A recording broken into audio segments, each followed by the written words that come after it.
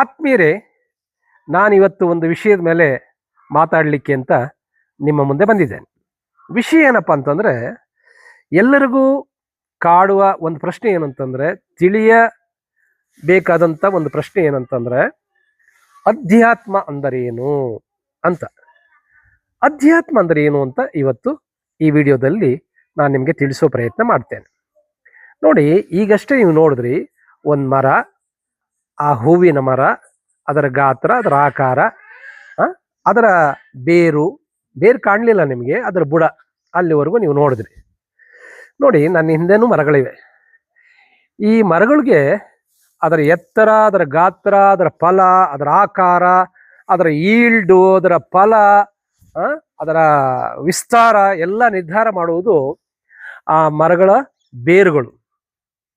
ಯಾಕೆ ಈ ವಿಷಯ ಹೇಳ್ತಾ ಇದ್ದೀನಿ ಅಂತಂದರೆ, ಅಧ್ಯಾತ್ಮ ಮತ್ತು ಪ್ರಪಂಚ ಅಂದರೆ ಪಾರಮಾರ್ಥಿಕ, ಪ್ರಾಪಂಚಿಕ ಮತ್ತು ಅಧ್ಯಾತ್ಮ, ಪ್ರಾಪಂಚಿಕ ಮತ್ತು ಪಾರಮಾರ್ಥ. ಆ ಪಾರಮಾರ್ಥವೇ ಅಧ್ಯಾತ್ಮ. ಅಧ್ಯಾತ್ಮ ಯಾವತ್ತೂ ಕಣ್ಣಿಗೆ ಕಾಣೋದಿಲ್ಲ, ಬೇರುಗಳು ಯಾವತ್ತೂ ಕಣ್ಣಿಗೆ ಕಾಣೋದಿಲ್ಲ.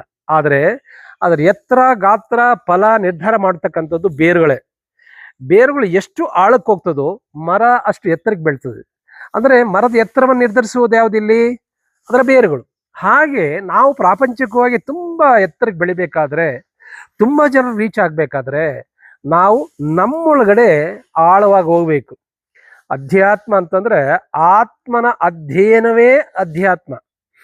ಆಧ್ಯಾತ್ಮ ಅಥವಾ ಅಧ್ಯಾತ್ಮ, ಒಂದು ಅಧ್ಯಯನ, ಇನ್ನೊಂದು ಆತ್ಮಕ್ಕೆ ಆದ್ಯತೆ ಕೊಡ್ತಕ್ಕಂಥದ್ದು. ನಾವು ನೋಡಿ, ಪ್ರಪಂಚಕ್ಕೆ ಕೊಟ್ಟಷ್ಟು ಆದ್ಯತೆ ನಮ್ಮನ್ನು ನಾವು ತಿಳ್ಕೊಳ್ಳೋಕ್ಕೆ ಆದ್ಯತೆ ಕೊಟ್ಟಿಲ್ಲ. ನಾನು ಯಾರು, ನಾನು ಎಲ್ಲಿಂದ ಬಂದಿದ್ದೇನೆ, ನಾನು ಈ ಶರೀರವೇ, ನಾನು ನನ್ನ ಬುದ್ಧಿಯೇ, ನನ್ನ ಚಿತ್ತವೇ, ನನ್ನ ಭಾವನೆಗಳು ನಾನೇ, ಈ ಶರೀರ ನಾನೇ, ಅಥವಾ ಅದಕ್ಕೂ ಮಿಗಿಲಾದಂತಹ ಒಂದು ತತ್ವ ಈ ಶರೀರದಲ್ಲಿ ಇದೆಯಾ, ಆತ್ಮ ಅನ್ನೋದು ಇದೆಯಾ, ಅದು ಕಣ್ಣಿಗೆ ಕಾಣುತ್ತಾ?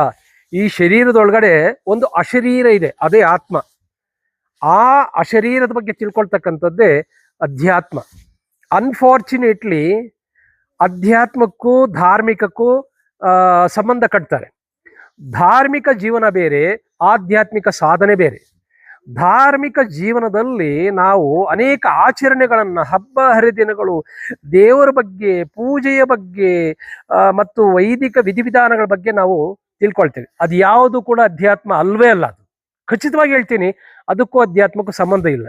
ಜಪಮಾಲೆಗೂ ಅಧ್ಯಾತ್ಮಕ್ಕೂ ಸಂಬಂಧ ಇಲ್ಲ, ಭಸ್ಮಧಾರಣೆಗೂ ಅಧ್ಯಾತ್ಮಕ್ಕೂ ಸಂಬಂಧ ಇಲ್ಲ, ಜುಟ್ಟು ಬಿಡೋದಕ್ಕೂ ದಾಡಿ ಬಿಡೋದಕ್ಕೂ ಸಂಬಂಧ ಇಲ್ಲ, ಕಾವ್ಯ ಹಾಕೋದಕ್ಕೂ, ವಿಚಿತ್ರ ವೇಷಗಳನ್ನು ಹಾಕೋದಕ್ಕೂ, ಟರ್ಬನ್ ಸುತ್ತಕೊಳ್ಳೋದಕ್ಕೂ ಅಧ್ಯಾತ್ಮಕ್ಕೆ ಸಂಬಂಧ ಇಲ್ಲ. ಅಧ್ಯಾತ್ಮ ಅಂತಂದ್ರೆ ನೋಡಿ, ಸ್ವಾಮಿ ವಿವೇಕಾನಂದರು ಕಣ್ಣು ಮುಚ್ಕೊಂಡು ಸಾಧನೆ ಮಾಡಿದ್ರು. ಅಂದರೆ ತಮ್ಮ ಒಳಗಡೆ ತಾವು ಆಳವಾಗಿ ಪಯಣಿಸಿದ್ರು, ಅಧ್ಯಯನ ಮಾಡಿದ್ರು, ಲೋಕಖ್ಯಾತಿಯನ್ನು ಹೊಂದಿದ್ರು. ಅದೇ ರಮಣರು, ಅದೇ ರಾಮಕೃಷ್ಣ ಪರಮಹಂಸರು ಎಲ್ಲರೂ ಹೋಗಿದ್ದು ಎಲ್ಲಿ ಅಂತಂದ್ರೆ ತಮ್ಮೊಳಗಡೆ ತಾವು ಪ್ರಯಾಣಿಸಿದ್ರು. ಅಂದರೆ ಧ್ಯಾನದ ಮೂಲಕ ಒಳಗಡೆ ಅಂತರಂಗದ ಯಾನವನ್ನು ಮಾಡಿದರು. ಇದು ಅಧ್ಯಾತ್ಮ. ಸೊ ಕಣ್ಣು ಮುಚ್ಕೊಂಡು ನೀವು ನಿಮ್ಮೊಳಗಡೆ ಹೋಗ್ತಕ್ಕಂಥ ಪ್ರಯತ್ನವೇ ಅಧ್ಯಾತ್ಮ ಸಾಧನೆ. ಕಣ್ಣು ಬಿಟ್ಕೊಂಡು ಅನೇಕ ಆಚರಣೆ ಮಾಡ್ತಕ್ಕಂಥದ್ದೇ ಧಾರ್ಮಿಕ ವಿಧಿ ವಿಧಾನಗಳು.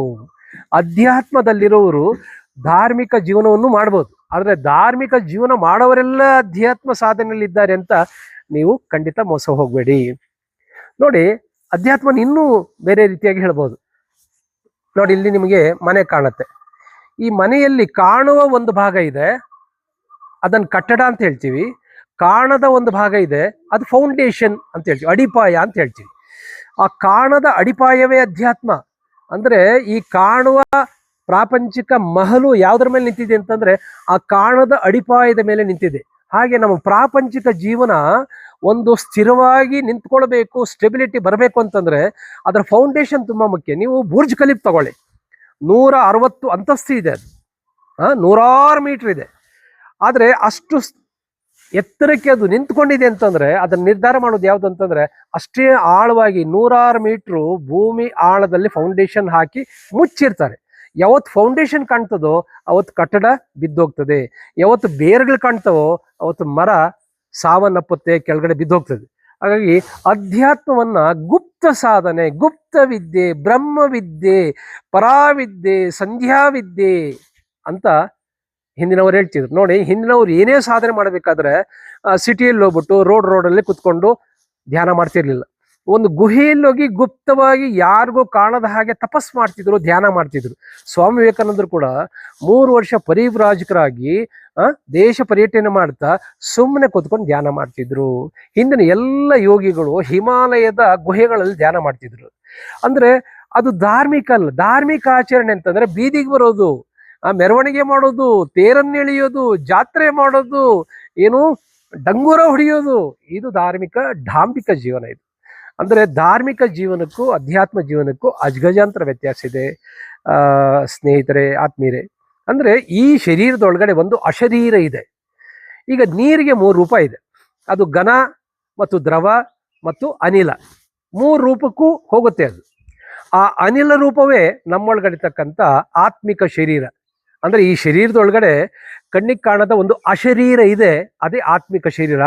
ಆ ಆತ್ಮಿಕ ಶರೀರವನ್ನ ಅನುಭವಕ್ಕೆ ತಂದ್ಕೊಳ್ತಕ್ಕಂಥದ್ದು, ಒಳಗಡೆ ನಡ್ತಕ್ಕಂಥ ಆ ಸ್ಪಂದನೆಗಳನ್ನ ಅರಿಯುವ ಪ್ರಯತ್ನವೇ ಅಧ್ಯಾತ್ಮ ಸಾಧನೆ.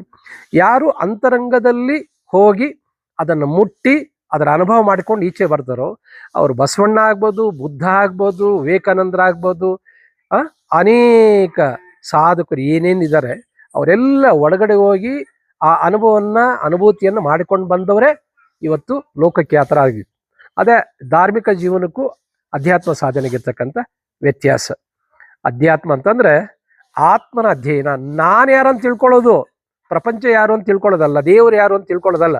ನಾನು ಯಾರು, ನಾನು ಎಲ್ಲಿಂದ ಬಂದೆ, ಎಲ್ಲಿಗೆ ಹೋಗಬೇಕು, ಏನು ಈ ಜೀವನದ ಉದ್ದೇಶ, ಯಾಕೆ ನನಗೆ ಕಷ್ಟ ಬರ್ತದೆ, ಈ ಸಂಸಾರದ ಮಾಯೆ ಏನು, ಎಲ್ಲಕ್ಕೂ ಉತ್ತರ ನಮ್ಮೊಳಗಡೆ ಇದೆ, ಅಂತರಂಗದಲ್ಲಿ ಇದೆ.